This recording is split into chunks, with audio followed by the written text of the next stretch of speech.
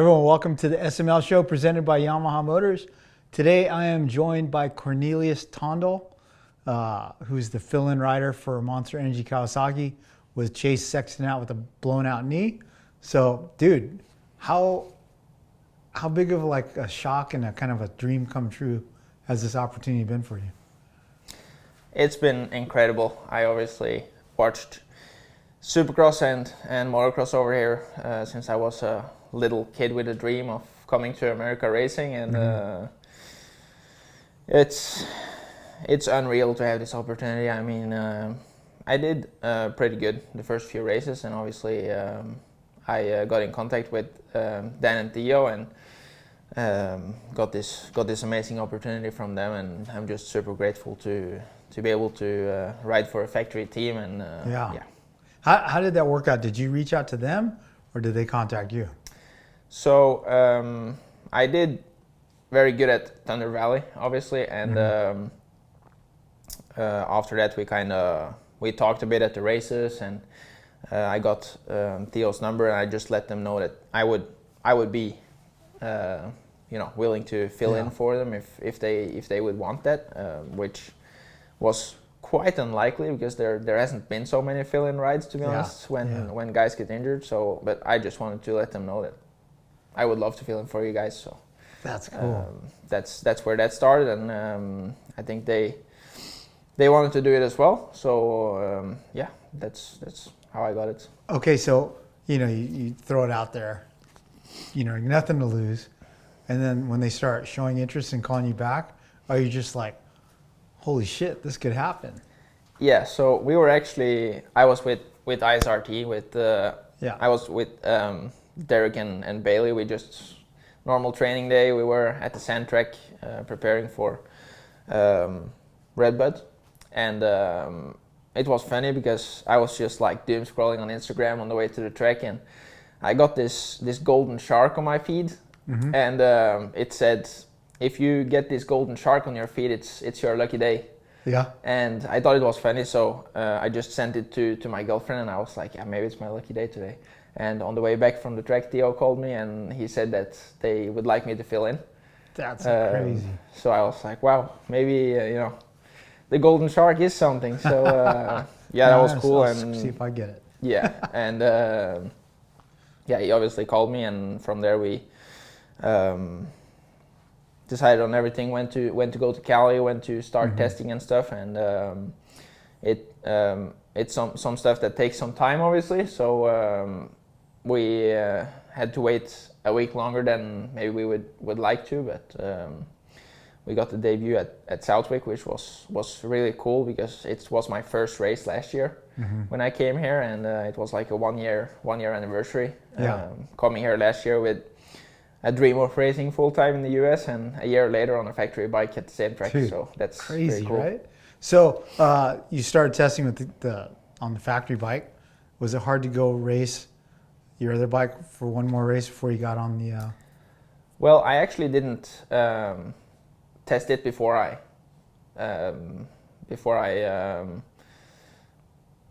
went back to the other bike again. So I was just riding the ISRT bike and got on the factory bike, and I didn't go back.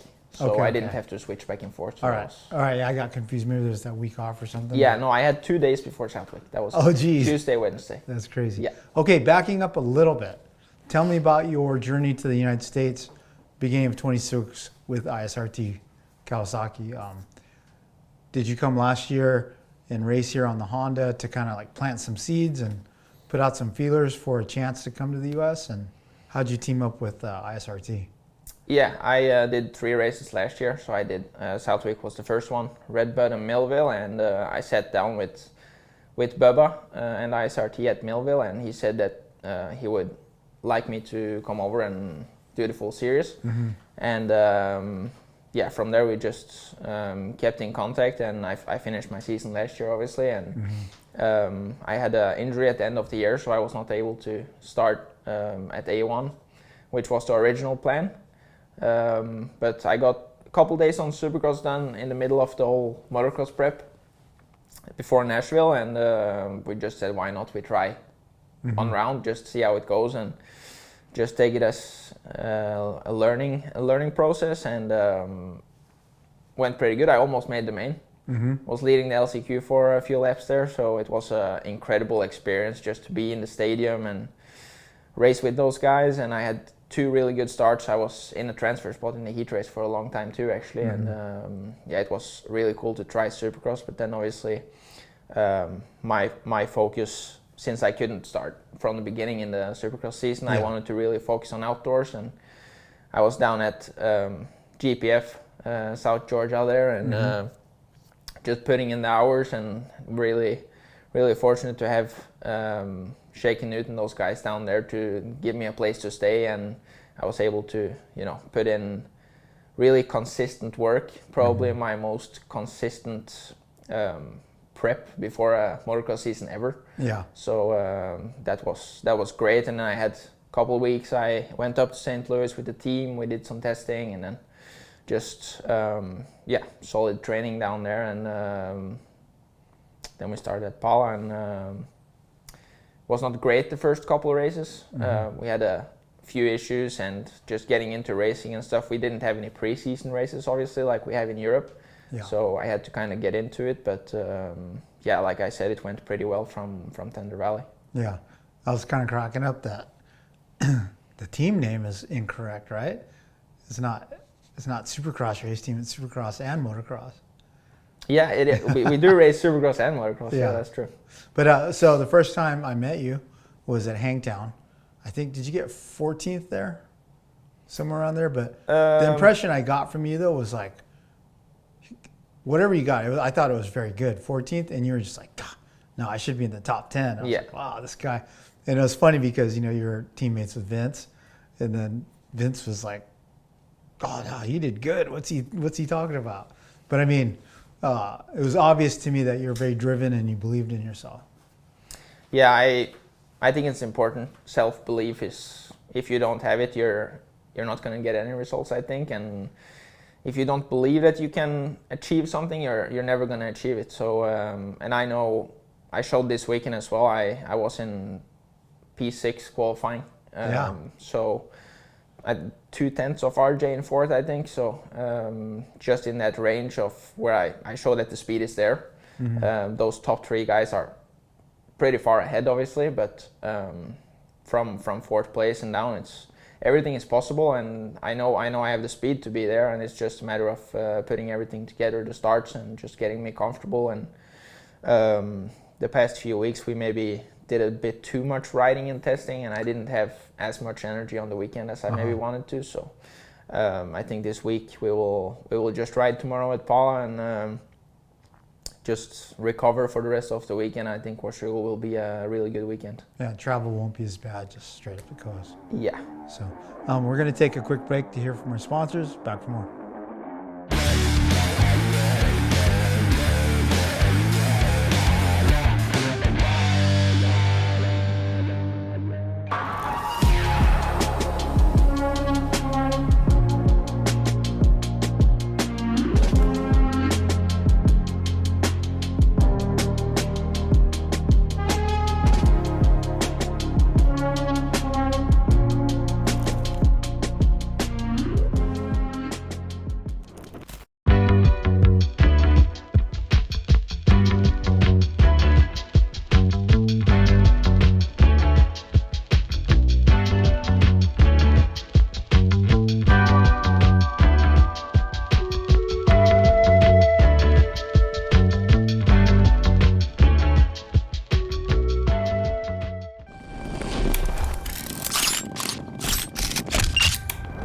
I'm Eli Tomac, and I choose OGL.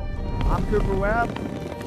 I'm Malcolm Stewart. RJ Hampshire. I'm Josh Moda, and I choose OGL. I'm Aaron Plessinger. What's up, guys? I'm Hunter Lawrence. My name's Jet Lawrence. I'm Hayden Deegan, and I choose OGL.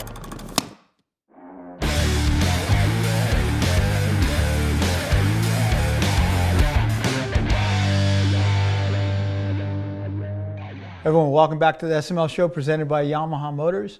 Okay, I got to ask, what was it like being teammates on ISRT with Vince? Vince is, off the bike, he's a super nice guy. He's probably one of the nicest guys I've been teammates with. Yeah. Which maybe surprised me at first. Because obviously on track he makes some pretty aggressive passes sometimes, and yeah, some guys don't like him, but he's such a nice guy off the bike. Yeah, and, he's the coolest dude. And yeah, I've learned so much from him just coming to the Supercrosses and just being around and just watching, and even at the outdoors. Although I've gotten the better of him obviously in most of the motos and stuff, but he has so much experience, and he's just a great guy off the bike. He's he has a big heart, and he wants the best for everyone, and sometimes it doesn't quite reflect on what he does on track, but he's a great guy for sure. Yeah, sometimes I so many people on social media, Fitz Freezy, that guy. But it's like, I've spent a lot of time with him, and we rode mountain bikes together a lot, and like, dude, Vince is super cool. And, everyone wishes they could start like that, You can't fault them, but yeah, so that had to be cool. How did the team handle your opportunity to fill in? Obviously, I'm sure they're happy for you, or were they bummed because you're leaving the team? They are obviously happy for me, but it's tough to lose their best rider as well. But I think Kawasaki, they do their best to make everyone happy, and we found a compromise for everyone where everyone is happy with the situation. So yeah. Nice. Okay, so we talked about this before we sat down for this, but like Skills Racing. So my friend Ismail from Mexico builds a custom gear. He sponsors the ISRT team.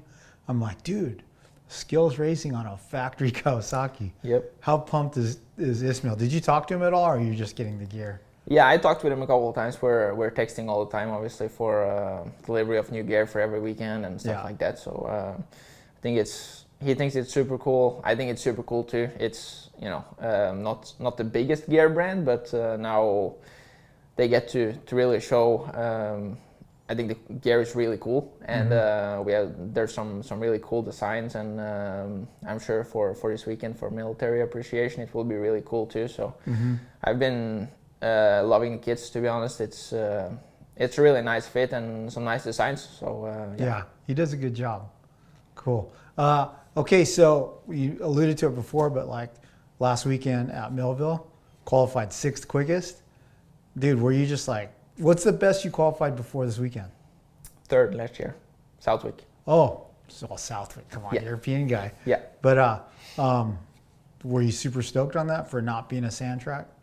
Yeah, I was super stoked for that. Obviously, P6 is a really good qualifying, and it's nice to start off the day in a good way. With a good qualifying and a good gate pick and all that, obviously. So, but I think obviously being from Europe, people think, oh, sand guy, but I'm actually not a big sand guy. I think I'm actually better on hard pack than I am on sand. Like just like the mid soft stuff, it's actually my preferred soil. So yeah, never been a big sand guy. Obviously, coming from Europe, I know how to ride sand because we have more sand tracks, but I like the hard pack too. Cool. All right, so you're from Norway. You're only 22. For some reason, I thought you were older just because you're... 24. You're 24? Yeah. Oh, 24. See, chat just screwed me up this morning. Okay, Yeah. 24. Yeah. Norway. Talk about motocross in your home country. Very small. Is it? Yeah. It's not a big sport, obviously. We have What's like the national sport? Soccer? Soccer is big, but like cross-country skiing is very big, so I did a lot of that growing up as well.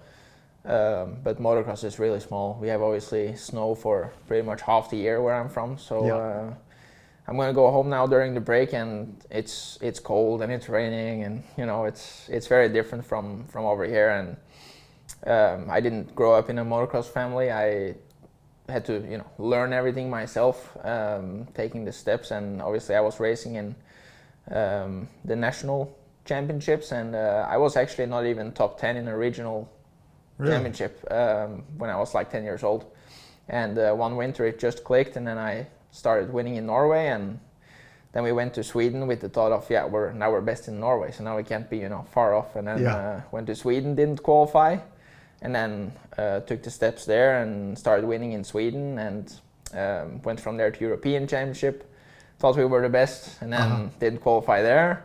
And then took a couple races, top 10 there, and then I started winning European Championships, and then went to World Championship, obviously, and I didn't really race 250 a whole lot in the World Championship. I went pretty quickly to 450. I'm a big guy, so the bike suits me better, and yeah, I love the 450, to be honest. Okay, you said you didn't come from motocross family. What made you choose motocross, and what were the obstacles to get into it if you had no family background? So my dad and my grandpa, they just got me a PW when I was Just out of the blue? Well, yeah, give it their 5 years old. My dad did rides when he was younger, but it was like, you know, just a hobby, just for fun. So no experience with it or anything. So we had a lot of things to learn and a lot of hours in the car. That's for sure. We went every weekend, at least probably 6, 7, 8, 9 hours. To drive to the track on Friday and then ride Saturday, Sunday, and drive back Sunday for school on Monday. So, So what do you consider yourself? Are you a natural talent or a hard work result? I think your riding style is really smooth.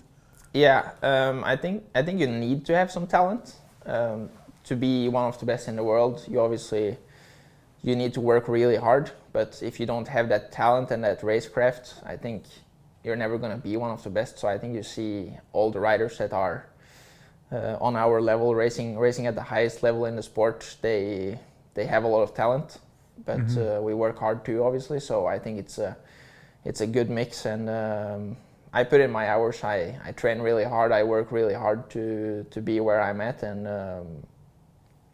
I think that's a big part of why I've made it so far. Just the work ethic and just putting in the work, whatever it takes, to be honest. Yeah. Are you here alone, or is some family or a girl with you? I'm here alone.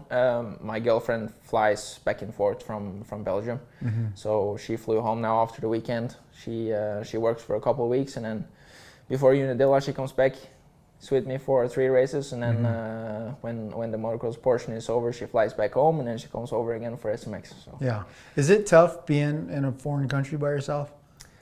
It's tough, but it's where I want to be. It's my dream to be here. So it's a sacrifice for sure.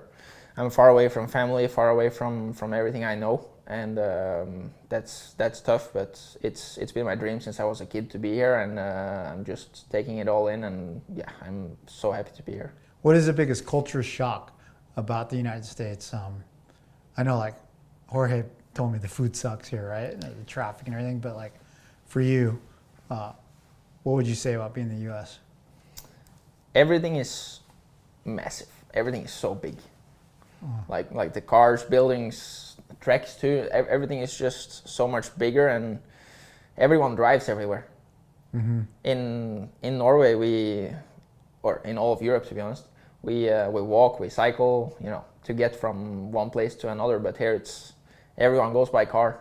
Yeah. So that's a really big difference, and the climate for me is a really big change. Coming from Norway, we have, like I said, snow half the year pretty much, and way colder temperatures, nowhere near the humidity. So it was really good for me to be in Georgia for the first 2-3 months to get the humidity and the heat, and get adapted to that. And I think that helped me a lot. Nice.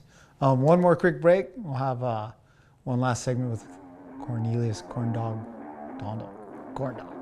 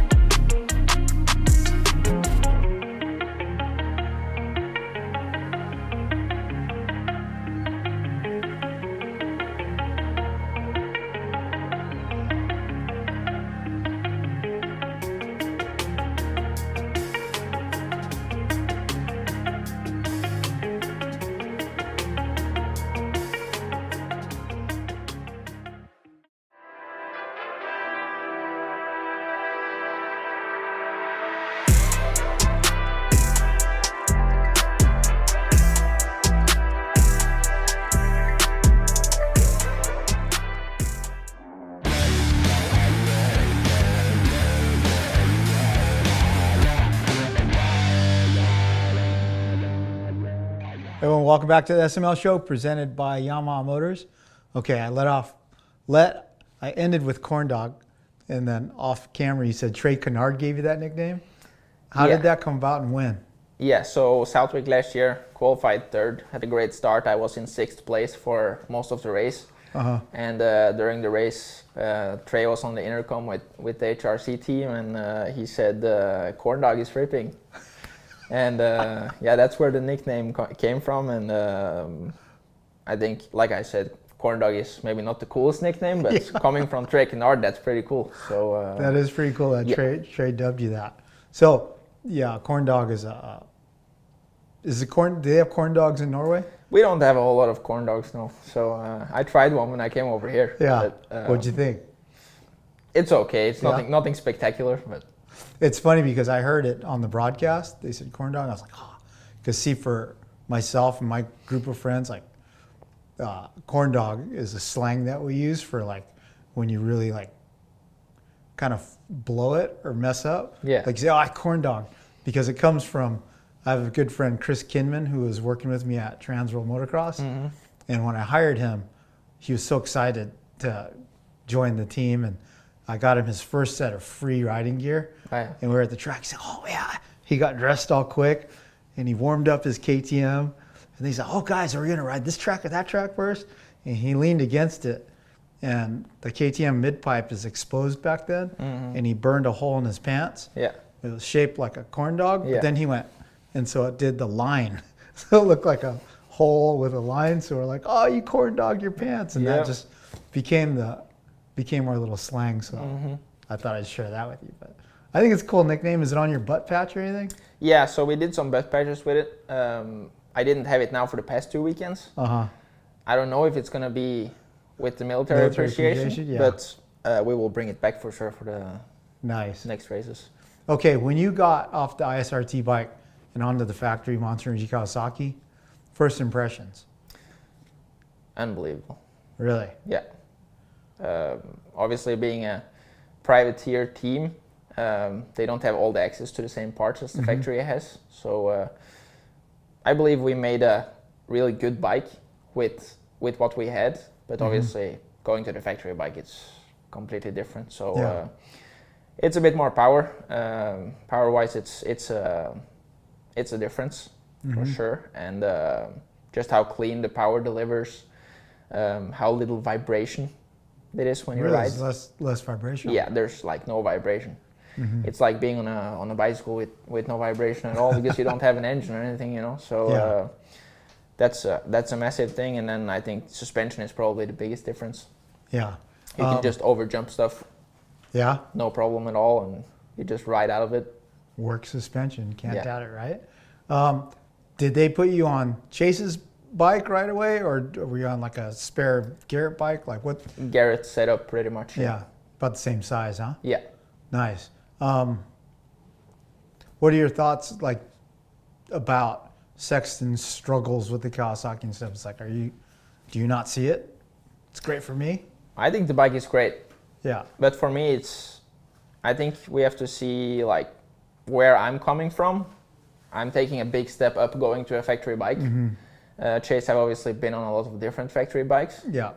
And I think for myself, when I get somewhat comfortable on the bike, I don't like to change stuff too much. I like to stick with what I have and just get comfortable on that. Yeah. And work more maybe on myself, what I can do to help the bike work better. Where I think Chase, he really wants the bike to be perfect, and he's searching Always for it looking all for the time. something else, yeah. And it's hard to find the perfect bike for every track, every weekend. And I think that's maybe a strength of mine, that I can, even when the bike is maybe not perfect on that day for that track, or whatever it is, I can make it work. Yeah. How's the chemistry with the team? Like, I mean, everyone on that team, super cool. I like everyone over there. Yeah, it's been really cool. Everyone is super stoked that I get this opportunity. Equally stoked as I am, pretty much. So it's cool to have a group of guys that they are just happy for me, happy for the opportunity I have, and they do their best, I do my best, and you know, we just try to have a great time. Mm-hmm. How's it working with Rango? It's good. Rango is cool. He's obviously an experienced mechanic, so he knows what he's doing for sure. And yeah, we have a good laugh here and there, so yeah, it's fun. Have you seen his Fox Racing tattoo? I have not seen his Fox Racing tattoo. Yeah, he has a fox head on his leg, I think. Oh yeah? Yeah, it's sweet. But anyway, well, we're out of time, but I really appreciate you making some space for us this morning to come in. And I'm looking forward to seeing you race at Washougal. What do you think about Washougal? Did you race there on the Honda? No, I didn't. I never raced in Washougal, but it looks like a really cool track. So yeah, I'm looking forward to it. It's definitely a little on the harder side, slippery. So maybe we'll get to see this hard pack specialist in action. So, all right, guys, thanks for checking out the SML show presented by Yamaha. Be sure to check out Cornelius. What is your number on your bike? 417. 417. Keep an eye out for him. We'll see you next week. Make sure you like and subscribe.